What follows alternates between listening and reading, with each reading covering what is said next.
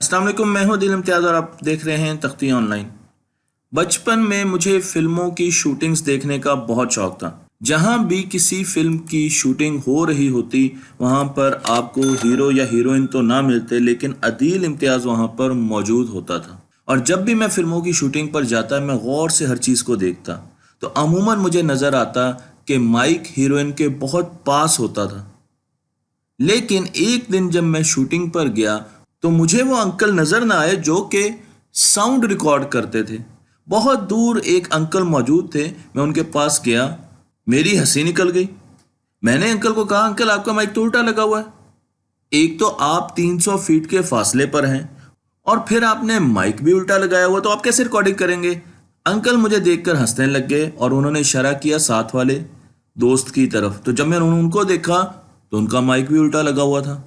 मैं भागा भागा उनके पास गया और मैंने कहा, अंकल आपका माइक उल्टा क्यों लगा हुआ है। तो उन्होंने मुझे बताया कि बेटा, क्या आप इस माइक के पीछे डिश देख रहे हैं जो कि पैराबोलिक शक्ल की है।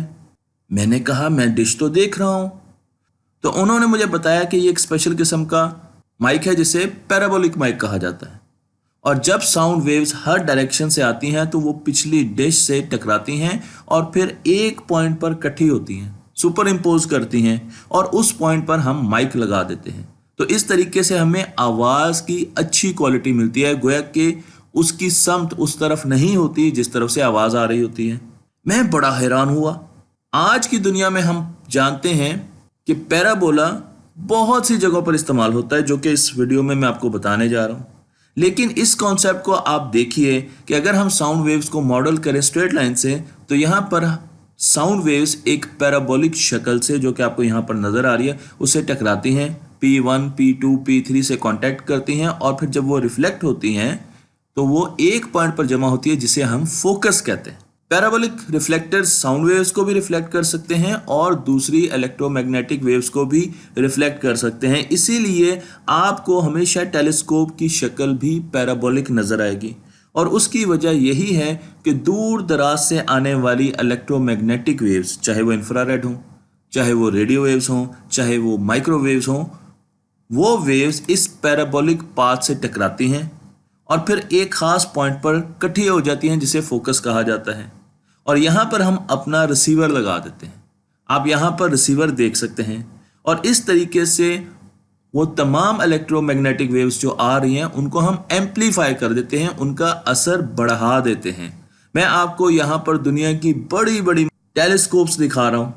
ये टेलीस्कोप चाइना में है और आप देख सकते हैं कि बहुत बड़ी पैराबोलिक डिश है, लेकिन उसके बीच में ऊपर एक रिसीवर लगा हुआ है।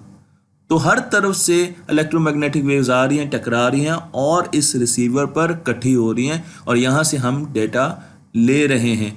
इसी तरीके से सैटेलाइट रिसीवर को देख लीजिए, जो कि आपके घरों में कुछ अरसे पहले लगे भी होते थे। तो आप देख सकते हैं कि सैटेलाइट की तरफ इनका रुख होता है, लेकिन इनके पीछे भी एक पैराबोलिक डिश होती है, इसीलिए इसे डिश एंटीना कहा जाता है। और हमारे पास यहाँ पर एक रिसीवर होता है जो कि डेटा रिसीव कर रहा होता है। मैं आपको रेडार की मिसाल दूंगा। अगर आप रेडार की शक्ल देखें तो वहां पर भी आपको पैराबोला नजर आएगा। यहाँ पर मैं आपको एक रेडार स्टेशन दिखा रहा हूँ और इसके बीच में आपको रिसीवर या LNB नजर आएगी। तो इस तरीके से मुख्तलिफ किस्म के रिसीवर्स पैराबोलिक शक्ल में बनाए जाते हैं। यहाँ आपको ये भी बता दूं कि पैराबोलिक मिरर्स भी होते हैं और वो लाइट को रिफ्लेक्ट करते हैं। जब लाइट की किरणें आकर, रेज आकर उनसे टकराती हैं तो एक खास पॉइंट पर वो इकट्ठी हो जाती हैं रिफ्लेक्शन के बाद कहूँ। लेकिन आप यहाँ पर एक पैराबोलिक डिश को देखें जो कि सनलाइट को रिफ्लेक्ट कर रही है, और हमने फोकस पर, जहाँ पर रिफ्लेक्शन के बाद सारी की सारी किरणें इकट्ठी हो रही हैं, वहाँ पर एक लकड़ी का पीस रखा हुआ है। तो आहिस्ता आहिस्ता वो पीस हीट अप होगा और जलना शुरू हो जाएगा। इस छोटे से एक्सपेरिमेंट को आपने याद रखना है, क्योंकि मैं आगे आपको इसकी एप्लीकेशन बताने जा रहा हूँ और आपको अंदाज़ा होगा कि ये छोटा सा स्कूल में किया गया एक्सपेरिमेंट कितनी बड़ी इजाद को ला सकता है। तो आप यहाँ पर देख सकते हैं कि हमने उस जगह पर एक देचकी रख दी, हमने एक पॉट रख दिया और उसमें पानी है। तो अब सनलाइट जैसी आएगी, रिफ्लेक्ट होगी और एक जगह पर कंसंट्रेट करेगी, तो वहां पर अगर पानी है तो आहिस्ता आहिस्ता स्टीम में बनना शुरू हो जाएगा। आपने ये चीज़ याद रखनी है और हम दोबारा इसको डिस्कस करेंगे। लेकिन सबसे पहले मैं आपको ये बताऊं कि पैराबोला से मुर्गियां क्यों खौफ खाती हैं। और उसकी वजह यह है कि बचपन में हम देहातों में जो टोकरे इस्तेमाल करते थे मुर्गियों को कैद करने के लिए, उनकी शक्ल बिल्कुल पैराबोला जैसी होती थी। मैं आपको यहाँ पर 3 डायमेंशनल पैराबोला दिखा रहा हूँ। तो आपको याद आया वो टोकरा जिसमें हम मुर्गियों को कैद करते थे, इसलिए मुर्गियां पैराबोला से हमेशा खौफ खाती हैं। और मैं आपको यहाँ पर पैराबोलिक इक्वेशन भी दिखा रहा हूँ जो कि एक सेकेंड ऑर्डर की क्वाड्रेटिक इक्वेशन है, y = x² + bx + c। तो आपको जब भी ऐसे टोकरे नजर आएंगे आपको पैराबोला की शेप नहीं भूलेगी। लेकिन पैराबोला की शेप आई कहाँ से?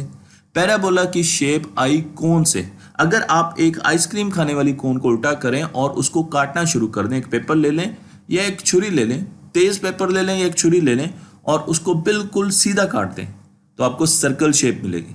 अगर आप उसको एंगल पे काट दें तो आपको एलिप्स मिलेगी। अगर आप उसको यहां से काटेंगे तो ये आपको पैराबोला मिलेगा, ग्रीन कलर का। पैराबोला की शक्ल भी देख रहे हैं, यहाँ पर आप सर्कल की शक्ल भी देख रहे हैं वो कैसा कटा, यहाँ पर आप एलिप्स की शक्ल भी देख रहे हैं। और अगर आप यहाँ से काटें या आप दो कोनों को इकट्ठा ले लें तो आपको हाइपरबोला मिलेगा, जो कि मैं आपको एक और तस्वीर में दिखाऊंगा। इन तमाम शेप्स में एक कॉमन नंबर होता है जिसे एसेंट्रिसिटी कहा जाता है। अगर आप सर्कल की बात करें तो उसमें एसेंट्रिसिटी की वैल्यू 0 होती। अगर मैं ई की वैल्यू जो कि एसेंट्रिसिटी को एब्रीवेट करता है उसकी वैल्यू को थोड़ा सा बढ़ा दूं, 0.5 कर दूं, तो आपके पास जो शेप आ जाएगी वो एलिप्स आ जाएगी। अगर मैं इसे 1 कर दूं तो आपके पास जो शेप आएगी वो क्या आएगी? पैराबोला आ जाएगी। और अगर मैं इसे 2 कर दूं तो आपके पास हाइपरबोला शेप आ जाएगी। तो यहाँ पर आपने ये याद रखना है कि पैराबोला की एसेंट्रिसिटी 1 होती है। मैं आपको यहाँ पर पैराबोला की दो मुख्तलिफ इक्वेशंस दिखा रहा हूँ, एक को स्टैंडर्ड फॉर्म कहा जाता है और एक को वर्टेक्स फॉर्म कहा जाता है। तो आप स्टैंडर्ड फॉर्म में देख सकते हैं आपके पास एक क्वाड्रेटिक इक्वेशन है और ax² + bx + c से हमने उसको जाहिर किया है, जबकि हमारे पास वर्टिकल एक्सिस पर y है। लेकिन अगर आपने वर्टेक्स फॉर्म में लेके आना है तो आपको इसको थोड़ा सा रीअरेंज करना पड़ेगा। और आप देखें तो हमारे पास x - h, तो हमारे पास जो एक वर्टेक्स है वो h पर आ रहा है और इसी तरीके से +k, तो दूसरी पॉइंट जो उसका है वो k है। तो इस तरीके से अगर हम इक्वेशन को रीअरेंज कर लेंगे तो हमारे पास उसके वर्टिसेस आ जाएंगे। तो मैंने आपको यहाँ पर दो फॉर्म्स दिखाई और आपको यहाँ पर एक प्रैक्टिकल एग्जांपल भी दिखा रहा हूँ कि अगर y = x² आपके पास पैराबोला है तो आप देख सकते हैं कि वो ओरिजिन में से गुजरेगा। लेकिन अगर आपके पास y = x - 1² पैराबोला है तो आप देख सकते हैं कि उसका वर्टेक्स चेंज हो गया, अब ओरिजिन से नहीं गुजर रहा है बल्कि अब वो 1 से गुजर रहा है। पैराबोला की आप मुख्तलिफ शक्ल्स देख सकते हैं। y = 4x। तो अगर आप इसको ड्रॉ करें, आप वैल्यूज डालते रहें x की और फिर y को निकालते रहे तो आपके पास ऐसी शक्ल आएगी। अब करके भी देख सकते हैं, ये आपकी असाइनमेंट भी हो सकती है। अगर आप y² = -4x करेंगे तो आपको पैराबोला सेकेंड और थर्ड क्वाड्रेंट में मिलेगा, जबकि पहले आपको फर्स्ट एंड फोर्थ क्वाड्रेंट में मिला था। इसी तरीके से अगर आप x² = 4y कहेंगे तो ये भी एक पैराबोला है और इसकी जो शक्ल है आपको फर्स्ट एंड सेकंड क्वाड्रेंट में मिलेगी। और अगर आप x² = -4y इक्वेशन लेंगे तो आपके पास ऐसी शक्ल आएगी।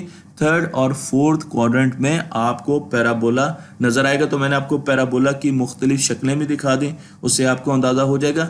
अब हम आते हैं पैराबोला होता क्या। तो अगर मैं एक लाइन लूं जो कि पैराबोला के पैरेलल होती है उसे डायरेक्ट्रिक्स कहा जाता है। ये ऐसी लाइन है जो कि पैराबोला के पैरेलल है। तो हम एक पॉइंट लेते हैं F और उस पॉइंट और इस लाइन के बीच में हम दो लाइंस ड्रॉ करते हैं। एक लाइन होगी स्ट्रेट और एक लाइन होगी जो इस फोकस पर, इस पॉइंट पर मिल जाएगी। इन दोनों लाइंस की लेंथ सेम होनी चाहिए। तो Q1 P1 बराबर होना चाहिए P1 F के। इसी तरीके से Q2 P2 बराबर होना चाहिए P2 F के। Q3 P3 बराबर होना चाहिए P3 F के। आपने ऐसे पॉइंट्स लेने और ये पॉइंट्स जो शक्ल इख्तियार करेंगे वो पैराबोला की होगी। आप चाहे तो इसको बनाकर भी देख सकते हैं। तो हमारे पास फोकस से लेकर जो पैराबोला की शेप है उसके ऊपर जो पॉइंट्स हैं उन तक जो डिस्टेंस होगा वो बराबर होगा इन पॉइंट से डायरेक्ट्रिक्स लाइन तक। तो इसे हम एक नाम देते हैं locus of points. Parabola is the locus of point. तो आप इस तरीके से जो भी शेप बनाएंगे वो पैराबोलिक शक्ल में आएगी। मैं आपको यहाँ पर मुख्तलिफ किस्म की शेप्स दिखा रहा हूँ और इसमें हमारे पास जो पॉइंट, जो लाइन, वर्टिकल लाइन वर्टेक्स से गुजरती है उसे एक्सिस ऑफ सिमेट्री भी कहा जाता है। तो यहाँ पर आप डेफिनेशन भी देख सकते हैं, लेकिन मैंने आपको बता दिया है कि आपने दो पॉइंट्स लेने हैं, फोकस और डायरेक्ट्रिक्स लाइन लेनी है और उसके बाद आपने एक शेप ट्रेस करनी है और उसकी कंडीशन ये है कि फोकस से उस शेप के ऊपर के पॉइंट और उस शेप के ऊपर के पॉइंट से लेकर डायरेक्ट्रिक्स तक जो लाइंस हों उनकी लेंथ बराबर होनी चाहिए। आपके पास पैराबोला की शक्ल आ जाएगी। मैं अब आपको एक वेबसाइट पर लेके जा रहा हूं जिसका नाम है मैथ इज फन। आप इसको विजिट भी कर सकते हैं और यहां पर हम पैराबोला की एक शेप देख रहे हैं। तो मैं आपको दिखा सकता हूं कि यहां पर हमारे पास ए भी है, बी भी है, सी भी है और आप इसको चेंज करके पैराबोला की जो शेप है उसमें जो फर्क आता है आप उसको देख सकते हैं। मैं इस पर एक और वीडियो भी बना चुका हूं। अगर आप वो वीडियो नहीं देखना चाहते तो आप इस वेबसाइट को जाके इसको एक्सप्लोर कर सकते हैं और यहाँ पर आपको पता चल जाएगा कि जब आप ए को वेरी करेंगे तो पैराबोला की शेप में कैसे चेंज आएगी, बी को वेरी करेंगे तो पैराबोला कैसे ऑसिलेट करना शुरू कर देगा। इसी तरीके से अगर आप सी को चेंज करेंगे तो फिर ये ऊपर नीचे शिफ्ट होना शुरू हो जाएगा। तो आप इससे खेलें जाकर ताकि आपको अंदाज़ा हो कि पैराबोला के ये पैरामीटर, ये कोफिशिएंट्स जो हैं, इनको चेंज करने से पैराबोला पर क्या इफेक्ट आता है। अब सवाल यह है कि पैराबोला की अहमियत क्यों है? क्योंकि जब भी आप एक मोटरसाइकिल से जंप करते हैं तो अंडर ग्रेविटी जब आप मूव करते हैं तो आप एक पैराबोलिक पाथ लेते हैं। आपने याद रखना है कि ज़मीन पर जब भी हम अंडर ग्रेविटी चीज़ों को एक जगह से दूसरी जगह भेजते हैं तो उनका पाथ हमेशा पैराबोला होता है। वो पैराबोलिक पाथ लेते हैं, इसलिए पैराबोला को समझना बहुत ज़्यादा ज़रूरी है। चाहे बास्केटबॉल खेल रहे हो, चाहे आप फुटबॉल खेल रहे हो, चाहे आप एक मिसाइल फायर कर रहे हो, जो भी चीज़ अंडर ग्रेविटी जाएगी, चाहे वो रॉकेट है जो कि एक सैटेलाइट से डाटा कलेक्ट करने गया है, वो तमाम की तमाम चीज़ें पैराबोलिक पाथ को लेंगी। इसलिए पैराबोलिक पाथ को समझना बहुत ज़्यादा ज़रूरी है। पैराबोला का इस्तेमाल कंस्ट्रक्शन में भी होता है। आप देख सकते हैं कि यहाँ पर आपको कई पैराबोलिक स्ट्रक्चर्स नज़र आ रहे हैं। आप ब्रिजेस जब बनाते हैं तो ब्रिजेस की जो शक्ल है वो भी पैराबोलिक होती है। तो हमें पैराबोलिक स्ट्रक्चर्स की स्ट्रेंथ के बारे में भी पता होना चाहिए कि उनको कैसे स्ट्रेंथन किया जा सकता है, उनके डीमेरिट्स, उनके नुकसानात का भी पता होना चाहिए। इसी तरीके से जब एक जहाज़ साउंड बैरियर को क्रॉस करता है तो जो शॉक वेव प्रोड्यूस होती है वो भी कोनिकल फॉर्म में होती है और अगर आप देखें तो वहाँ पर आपको पैराबोला भी नज़र आएगा। तो यहाँ पर भी पैराबोला को समझना बहुत ज़्यादा ज़रूरी है क्योंकि उसकी एप्लीकेशंस हमें हर जगह नज़र आएंगी। आप किसी वैली को देख लीजिए, आपको पैराबोला की शक्ल नज़र आएगी। हमें नेचर में पैराबोला मिलता है, हमें जियोग्राफी में पैराबोला मिलता है। तो इसलिए अगर ज़मीन के स्ट्रक्चर को समझना है तो हमें पैराबोला का समझ आना ज़रूरी है। अगर आपने धनक को देखना है, धनक के स्ट्रक्चर को समझना है, रेनबो को समझना है तो रेनबो भी पैराबोलिक फॉर्म में होती है। पानी जब फवारे से निकलता है या टैप से निकलता है, अगर आपने उसका मुंह ऊपर किया हुआ है तो वो भी एक पैराबोलिक पाथ में मूव करता है।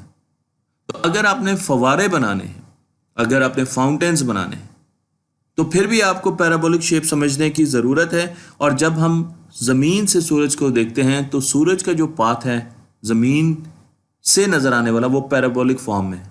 समर में आप देखिए तो सूरज ऊपर होता है और सर्दियों में सूरज थोड़ा सा एंगल पर होता है, तिरछा होता है। तो अगर हमने अपनी कायनात को समझना है तब भी पैराबोलिक शेप्स को समझना होगा। मैं अगर आपको रोलर कोस्टर की मिसाल दूं तो आपको वहां पर भी पैराबोलिक पाथ नजर आएंगे।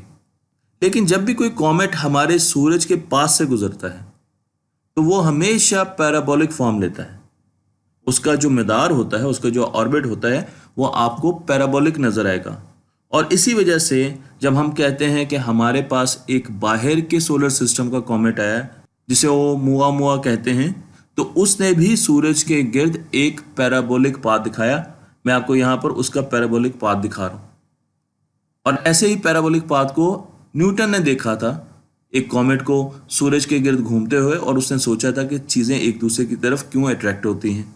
मैं आपको बता चुका हूँ कि पैराबोलिक मिरर से हम रोशनी को रिफ्लेक्ट कर सकते हैं और एक पॉइंट पर कंसंट्रेट कर सकते हैं। इसी कॉन्सेप्ट पर हम एक एप्लीकेशन बनाने जा रहे हैं जिसे पैराबोलिक ट्रफ कहा जाता है, पैराबोलिक ट्रफ कलेक्टर कहा जाता है। और मैं आपको यहाँ पर सोलर पैनल्स दिखा रहा हूँ। आप देखें इन सोलर पैनल्स की जो शक्ल है, जो इसकी स्ट्रक्चर है, वो पैराबोलिक फॉर्म में नज़र आ रही है आपको। और बीच में आपको एक लाइन नज़र आ रही है जिसमें पानी जा रहा है और इस पानी को हम हीट अप कर रहे हैं। तो इस किस्म के पैराबोलिक ट्रफ आपको बहुत जगह पर नज़र आएंगे। दुबई में अब काफ़ी ज़्यादा इस्तेमाल हो रहे हैं और इनसे हम सनलाइट लेके बिजली डायरेक्ट नहीं बनाते, बल्कि जब सनलाइट आती है तो उसको रिफ्लेक्ट करते हैं। तो एक्चुअली ये बिजली तो एब्जॉर्ब कर रहे होते हैं, लेकिन साथ साथ एक पैरेलल में और भी काम कर रहे होते हैं। और वो काम ये कर रहे होते हैं कि ये एक पाइप में पानी को गर्म कर रहे होते हैं, उसको स्टीम बना रहे होते हैं।